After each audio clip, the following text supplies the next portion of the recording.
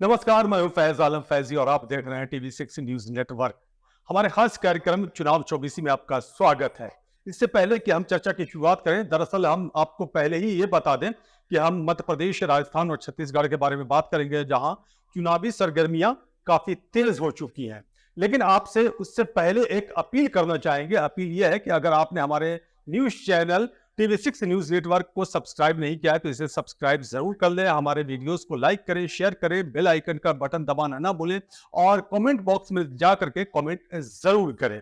बहरहाल अब चर्चा की शुरुआत करते हैं। तो आपको जैसा कि पहले ही हमने बता दिया है कि हम मध्य प्रदेश, राजस्थान और छत्तीसगढ़ की बात करेंगे। हमारे साथ तीन खास मेहमान जुड़ गए हैं और ये तीन खास मेहमान हैं। जयपुर से प्रदीप जी हैं, जो वरिष्ठ पत्रकार हैं। प्रदीप, आपका बहुत बहुत स्वागत है। आवेश तिवारी हैं रायपुर से। आवेश तिवारी वरिष्ठ पत्रकार हैं, आपका भी बहुत बहुत स्वागत है। इसके अलावा विश्वदीप नाग हैं, भोपाल से जुड़ गए हैं, वरिष्ठ पत्रकार हैं। विश्वदीप नाग, आपका भी बहुत बहुत स्वागत है। हम चाहेंगे बगैर किसी भूमिका के सबसे पहले हर स्टेट का अपडेट ले लें। सबसे पहले प्रदीप जी, आप बताएं क्या कुछ चल रहा है राजस्थान में। राजस्थान में दो तीन चीजें हैं सर। दलित वोट बैंक, जो कि राजस्थान का प्रमुख वोट बैंक माना जाता है, उस अनुसूचित जाति आयोग के अध्यक्ष खिलाड़ी लाल बैरवा ने इस्तीफा दिया है क्योंकि उनका टिकट कट गया। कांग्रेस की जो 34 सूची आई थी, खिलाड़ी लाल बैरवा सचिन पायलट गुट के माने जाते हैं, उनका टिकट काट दिया जाना। हालांकि उनसे जब बात की गई तो उन्होंने ये कहा कि टिकट कटने की वजह से नहीं, बल्कि वो अनुसूचित जाति आयोग को संवैधानिक दर्जा नहीं दिलाने के खिलाफ इस्तीफा दे रहे हैं। क्योंकि मोटे मोटी बात दो ही बातें फिलहाल कांग्रेस में चौथी और पांचवी सूची जो आई है उसकी चल रही है। कांग्रेस अब तक 156 उम्मीदवार घोषित कर चुकी है, बीजेपी 124 घोषित कर चुकी है, सीपीआई ने 17 उतारे हैं, बसपा ने भी कई और आम आदमी पार्टी भी उम्मीदवार उतार चुकी है। उसके अलावा आजाद समाज पार्टी कांसीराम और आरएलपी का गठबंधन हुआ है मोटे मोटे तौर पर। लेकिन पिछले 2 दिन से जो चर्चा में है वो कांग्रेस की चौथी और पांचवी सूची तथा सचिन पायलट का तलाक चर्चा के विषय में। चलिए, इस पे हम आगे चर्चा करेंगे, लेकिन विश्वदीप नाग, मध्य प्रदेश में क्या कुछ चल रहा है? बहुत सारी खबरें छन करके वहां से भी आ रही हैं। यहाँ पे स्थिति दोनों, यहाँ पे जो बाकी दल है उसका तो इतना यहाँ कोई जोर नहीं है। जैसे आप पार्टी या आप तो सपा को बोल रहे हैं, लेकिन यहाँ पे कांग्रेस और बीजेपी की सीढ़ी तक का इनमें बयानों के तीर बहुत तेज होते जा रहे हैं। और फिलहाल जो एक वो जय वीरू, क्योंकि बीजेपी ये कोशिश कर रही है बताने के लिए कि दिग्विजय और कमलनाथ के बीच खटास चल रही है और इनके बीच कोई झगड़ा है, मान्यता है, तो वो जय वीरू अपने आप को बता रहे हैं और कमलनाथ जो शिवराज सिंह है वो ये कह रहे हैं कि जय वीरू अक्सर लोगों का माल लेके भाग देते थे। और बयानों का स्तर काफी खराब होता जा रहा है लगातार। और दूसरा यहाँ पे जो चल रहा है वो हमास को लेकर है, क्योंकि जब सोशल मीडिया जो मैसेज आ रहे हैं उस पर हमास के को जो एक पोलराइजेशन की कोशिश की जा रही है वो काफी निंदनीय है। जी, ये ऐसा हो रहा है या किसी पार्टी की तरफ से आरोप लगाए जा रहे हैं? नहीं, ऐसा हो रहा है कि पोलराइजेशन की पॉलिटिक्स इसमें ज्यादा है, क्योंकि दिखावे के तौर पर तो नेता कहते हैं कि विकास के मुद्दे पे चुनाव लड़ रहे हैं, लेकिन कहीं ना कहीं उनका जोर पोलराइजेशन पे ज्यादा रहता है। जी बिल्कुल। अब आवेश तिवारी, आपके पास आते हैं। छत्तीसगढ़ में क्या कुछ हो रहा है? वहां भी 2 फेज में चुनाव होने हैं और पहले फेज का जो चुनाव होना है उसकी तारीख काफी नजदीक आ चुकी है। जी। छत्तीसगढ़ में अभी फिलहाल वो स्थिति है कि कांग्रेस पार्टी के जो बड़े लीडर हैं, जैसे प्रियंका गांधी, यहाँ पर जनसभाएं करके जा चुके हैं। राहुल गांधी ने 4 सभाएं की, प्रियंका गांधी ने। और अभी इस वक्त मल्लिकार्जुन खड़गे जी की सुकमा में, जहाँ पे कि पहले चरण में मतदान हुआ है, वहां पर उनकी सभा चल रही है। कांग्रेस पार्टी मजबूत है और बहुत मजबूत स्थिति में दिखाई दे रही है। अच्छा, चलिए वापस अब प्रदीप जी आपके पास आते हैं। प्रदीप, अभी थोड़ी देर पहले आप ये बता रहे थे कि वहाँ एससी आयोग के अध्यक्ष ने इस बात को लेकर के इस्तीफा दे दिया कि इसे संवैधानिक दर्जा नहीं दिया गया। हालांकि आपने इसमें एक और इंफॉर्मेशन जोड़ी कि उन्हें टिकट भी नहीं मिला। तो इससे क्या असर पड़ेगा कांग्रेस की पॉलिटिक्स पर, कांग्रेस की राजनीति पर? क्योंकि चुनाव हो रहे हैं और चुनाव में संभावनाओं की तलाश ज्यादा होती है। देखिए, कांग्रेस में अशोक गहलोत और उनके खेमे की ओर से 7 गारंटी की बात कही जा रही है। जी। खिलाड़ी लाल बैरवा ने यही कहते हुए इस्तीफा दिया है कि आपने गारंटी दी थी कि आप चुनाव खत्म होते ही 2018 में अनुसूचित जाति का जो आयोग है उसे संवैधानिक दर्जा देंगे, कॉन्स्टिट्यूशनल दर्जा देंगे। फिलहाल वो इसकी हैसियत एक बोर्ड से ज्यादा नहीं है, आप आंतरिक स्तर का दर्जा देते हैं, लेकिन गाड़ी की सुविधा, आरटीसी के होटलों में रुकने की सुविधा और एक सैलरी के अलावा मुझे नहीं लगता कि उसमें कुछ मिल पाता है। अनुसूचित जाति जनजाति के अनुजा निगम अलग से एक व्यवस्था है जो कि सरकारी शिक्षाओं को देखती है, अनुसूचित जाति निगम जिसको बोलते हैं। तो अस्सी वोट में कांग्रेस का होल वोट बैंक माना जाता है। खिलाड़ीलाल मेहरवा के बागी होने से चंद्रशेखर आजाद की आजाद समाज पार्टी कांशीराम का भगवान बेनीवाल से गठबंधन पे कांग्रेस को सबसे ज्यादा नुकसान यहाँ देखने को मिल सकता है, क्योंकि कांग्रेस ये दावा करती है कि वो उनका होल वोट में है। जी उसके अलावा मुस्लिम की बात करें तो बीजेपी ने अब तक एक भी मुस्लिम को टिकट नहीं दिया है। कांग्रेस 12 मुस्लिम प्रत्याशी उतार चुकी है। पिछली बार राजपूत समाज जरूर कांग्रेस के साथ गया था। 50% कांग्रेस का विनिंग रेशियो रहा था। टोटल ओवरऑल 100 उम्मीदवार जीते थे 200 में से। तो राजपूतों को 15 टिकट पिछली बार टोटल दिए गए थे, उसमें से 7 से 7-8 जीत के आए थे। और इस बार जो है अभी तक कुल 10 भी टिकट दिए गए हैं।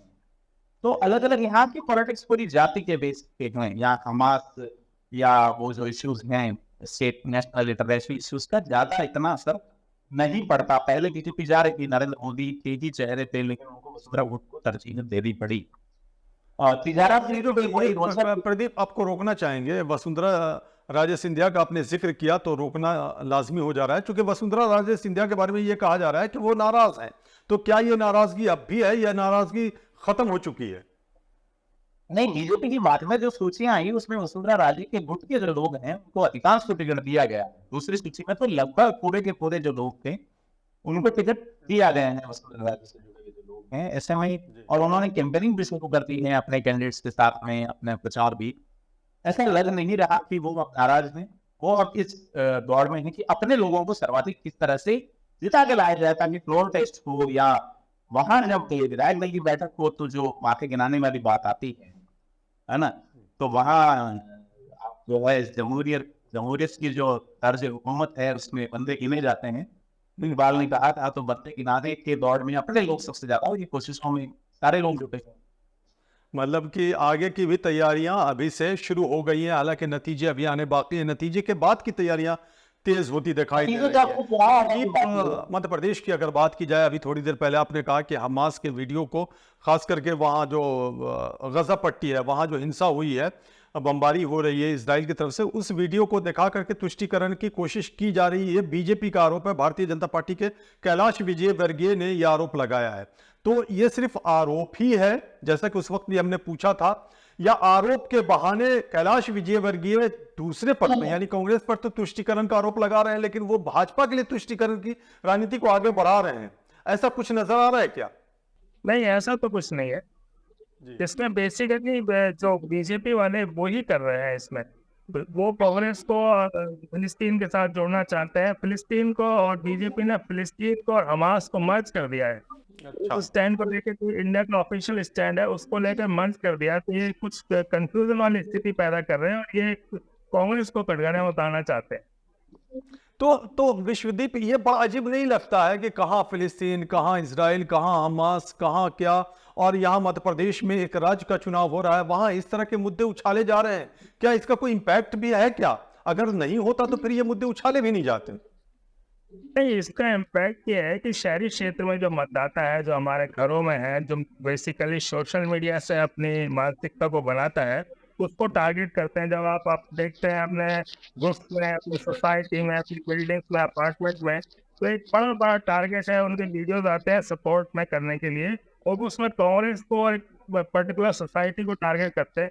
तो ये बीजेपी इस मानसिकता को अच्छी तरह जानती है कि यहाँ से हम टारगेट करके पोलराइजेशन कर सकते हैं, और उनके नेता चाहे कुछ भी कहें, लेकिन ये जो उनके जो नीति है ना, ये बिल्कुल कैलकुलेटेड है और ये हिट करती है शहरी क्षेत्र में विशेष तौर पे।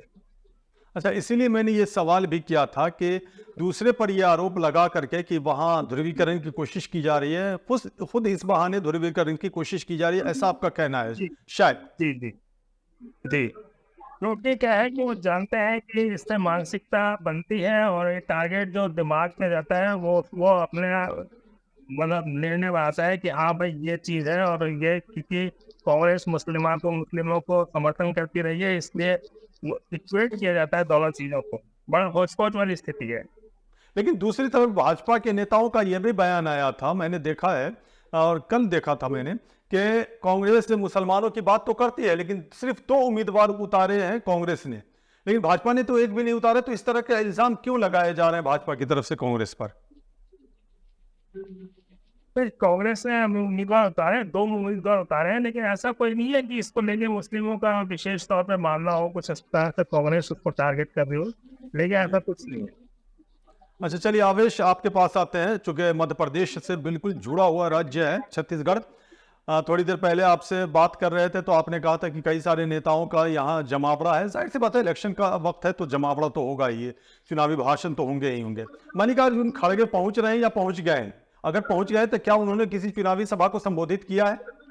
जी हाँ, मल्लिकार्जुन खड़गे पहुंच गए हैं और उन्होंने चुनावी सभा को संबोधित भी किया है। जी। और यहाँ तक मैं छत्तीसगढ़ का सवाल बस्तर में आज है, समय भी उनका असर हुआ है मल्लिकार्जुन खड़गे का। जी। मैं सुन रहा था मध्य प्रदेश राजस्थान का भी हाल, छत्तीसगढ़ का हाल जो है जी।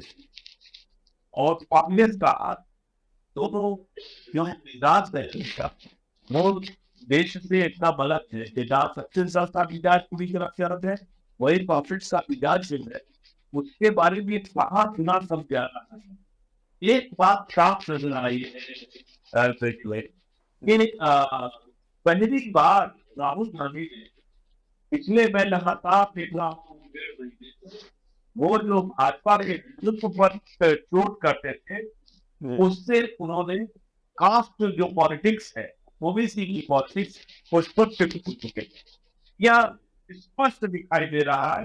और सिर्फ राहुल गांधी ने, कांग्रेस के तमाम जो बड़े लीडर हैं और खुद भूपेश बघेल कुछ बच्चे छत्तीसगढ़, जहां तक छत्तीसगढ़ का सवाल है, यहाँ पर देखिए तो मुस्लिम की लड़ाई नहीं है, 1.5-2% मुसलमान है। आप पहली बार देख रहा हूं मैं कि भारतीय जनता पार्टी यहाँ पर धर्म की राजनीति तो ऐसे भी नहीं कर सकती, लेकिन जो 5 साल उसने कथित तौर पे धन वापसी कराई, जिसके दावे किए गए कि हजारों लोगों को जशपुर में, नारायणपुर में हम लोगों ने मुस्लिम से हिंदू बनाया, ईसाई से वापस हिंदुओं की वापसी की, अब उसका चुनाव में जिक्र तक नहीं हो रहा, एक बार भी वो जिक्र नहीं कर रहे हैं। कौन नहीं जिक्र कर रहा है? किसकी बात कर रहे हैं आप? किसकी तरफ से जिक्र नहीं किया जा रहा है? थोड़ा स्पष्ट कर दें। भाजपा के जो आरएसएस के लोगों ने शिफ्ट कराया, वो एक बार भी इसकी बात नहीं कर रहे चुनाव के दौरान। एक चीज, दूसरी चीज जो महत्वपूर्ण है, धान की खरीदी आज से शुरू हो गई है। सोचिए कि एक बार प्रति चेकल 20% धान दिया जा रहा है, पहले 15% था, और टारगेट बढ़ा के 125 करोड़ कर दिया गया। 2018 में 13.5 लाख किसानों ने धान बेचा था अपना, इस बार उनकी संख्या 26 लाख है।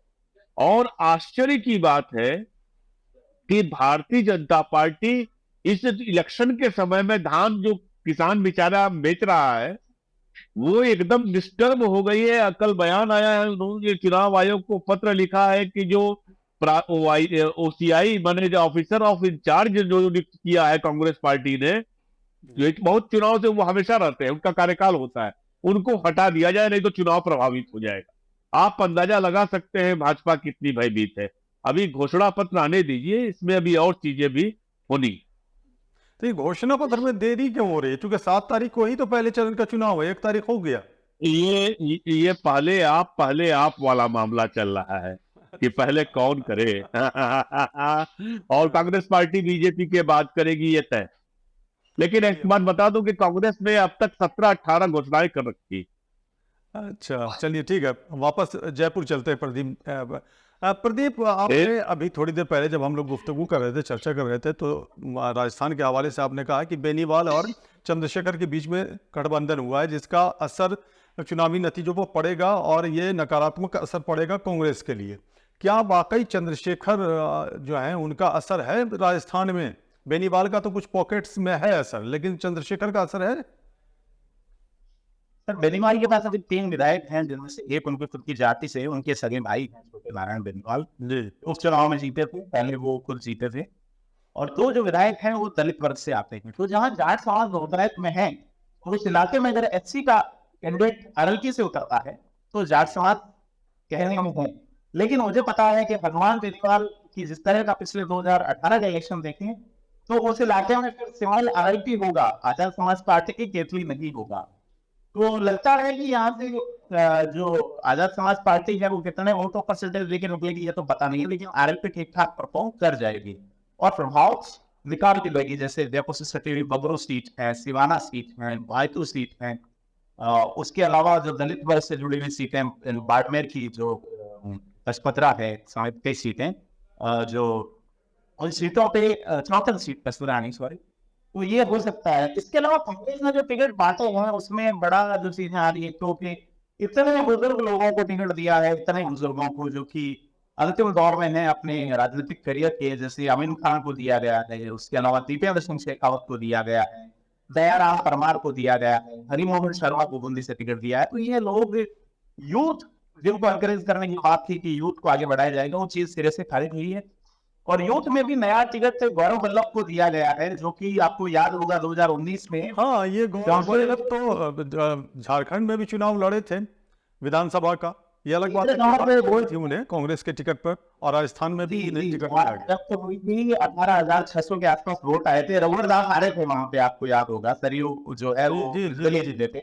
हाँ, तो अब गौरव वल्लभ पाली में पढ़े हैं, अजमेर से गोल्ड मेडलिस्ट हैं, लक्ष्मणगढ़ सीकर में उन्होंने अपना कुछ किया है, उसके अलावा पीएचडी कहीं से की है, दिल्ली में बैठते हो, झारखंड में लड़े, उदयपुर में आए हैं, गुलाब सिंह कटारिया इतनी दूर सीट मानी जाती है। और वहां एक व्यक्ति है कांग्रेस के लाल सिंह झाला जो कि टिकट मांग रहे थे। ऐसा माना जा रहा है कि अगर लाल सिंह झाला साथ नहीं है तो गौरव वल्लभ की जमानत एक बार फिर से जब्त हो सकती है। इस तरह की हालात हैं क्योंकि ग्राउंड पे कुछ चीजें कांग्रेस के पक्ष में नहीं है। इसके अलावा अगर हम बात करें तिजारा सीट की, जो बॉर्ड सीट है राजस्थान की, जहां योगी जो है वो चुनाव लड़ रहे हैं, बालकनाथ, बाबा बालकनाथ, उनके सामने योगी कहा जाता है जी, वो खुद को मान रहे हैं और ये प्रेजेंट कर रहे हैं कि चूंकि उस नाते वो मुख्यमंत्री के दावेदार हो सकते हैं। हरियाणा में उनका काफी प्रभाव है, ज्यादा वोट बैंक पे बड़ा प्रभाव है। तो बाबा बालकनाथ सांसद है, मौजूदा सांसद है, पहले उनके गुरु रहे हैं सांसद जो चांदनाथ चांदनाथ अलवर से। उस सीट पे जो लोकसभा का चुनाव हुआ 2019 का, तो भवन जी दूसरे नंबर पे रहे और तीसरे नंबर पे इमरान खान, जिनको 56,000 के आसपास वोट मिले थे। अब इमरान खान को बसपा ने टिकट दे दिया कुछ दिनों पहले, अपनी सूची में नाम जारी करती है, इमरान खान बसपा से प्रत्याशी होंगे तिजारा से, लेकिन जब कांग्रेस की सूची में इमरान खान का नाम है तो ये बड़ा अलग, ये तो बहुत ही दिलचस्प जानकारी दे रहे हैं कि एक इमरान खान दो पार्टियों की तरफ से उम्मीदवार।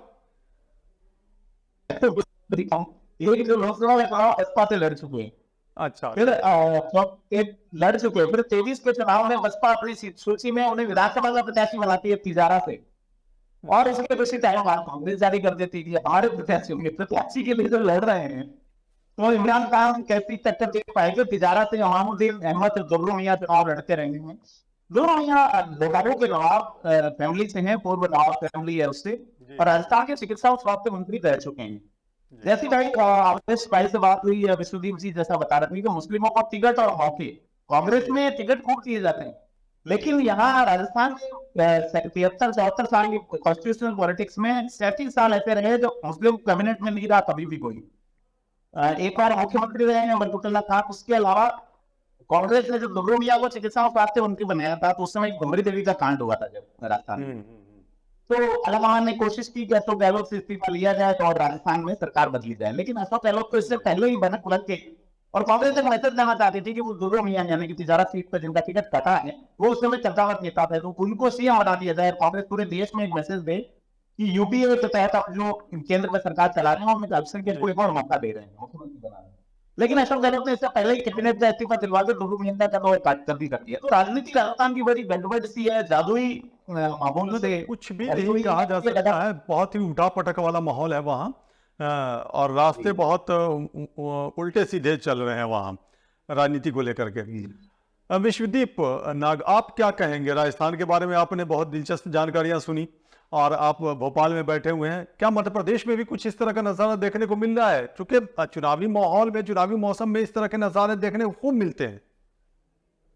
मध्य प्रदेश में सबसे दिलचस्प यह है कि बीजेपी का चेहरा कौन सा उभरेगा। क्योंकि काफी अभी तक शिवराज सिंह चौहान मेरे को अनडिस्प्यूटेड थे 3 बार थे, लेकिन इस बार काफी दिलचस्प है क्योंकि उनको बाद में भी टिकट दिया गया और उनको अभी चेहरा भी नहीं बनाया गया है। और जहाँ तक मेरा अनुभव है काफी समय से, क्योंकि मैं पहले एक मुख्यमंत्री के सोशल मीडिया सेल में भी था काफी समय तक, जी। मुझे ये भनक लगती थी कि जो शिवराज जी है शुरू से ही, क्योंकि अडवाणी जी खेमे के माने जाते थे और इनकी बॉडी लैंग्वेज भी अमित शाह और मोदी के सामने काफी अजीब से रही है, उतना आत्मविश्वास नहीं है। तो इनको चूंकि इस बार बनाया नहीं गया है, तो चेहरा कौन सा उभरेगा ये मध्य प्रदेश में सरकार बदलने के बाद यदि बीजेपी जीतती है तो ये सबसे दिलचस्प मुद्दा है मध्य प्रदेश में। तो कौन चेहरा हो सकता है अगर बीजेपी जीत के वापस आती है, तो कौन चेहरा हो सकता है? आपका तजुर्बा क्या कह रहा है? क्योंकि इसमें गोपाल भार्गव है, इसमें आपके यहाँ पे नरोत्तम मिश्रा भी इसमें, और सबसे पहले जो कैलाश विजयवर्गीय है वो खुद ही कह रहे हैं कि मैं यहाँ सिर्फ विधायक बनने नहीं आया हूँ। तो काफ़ी दावेदार हैं इसमें, तोमर भी हैं, तो काफ़ी इसमें जोर आजमाइश चलेगी यदि वो नहीं बनते हैं तो। तो बड़ा एक तरफ दिलचस्प है। कमलनाथ का चेहरा है और दूसरी तरफ ये क्लियर नहीं है, जबकि क्लियर हुआ करता था भाजपा की तरफ से, शिवराज सिंह चौहान का नाम हुआ करता था, तो वो क्लियर नहीं है। तो क्या इसका मैसेज आम जनता पे भी जाता दिखाई दे रहा है और क्या इससे बीजेपी को नुकसान हो सकता है? बीजेपी को नुकसान इसमें हो सकता है, जी। तो बीजेपी को नुकसान की संभावना है क्योंकि शिवराज का अपना है और है। लेकिन चूंकि काफी मतदाता जो कांग्रेस को प्लस पॉइंट ये है कि काफी मतदाता भी आपकी कहते हैं आवाज कि बदलाव, क्लियर नहीं आ रही है बदलाव- विश्वदीप काफी मतदाता ये कहते हैं कि बदलाव होना चाहिए। जी। आ रही है, अब आ रही है आवाज जी, बोलिए।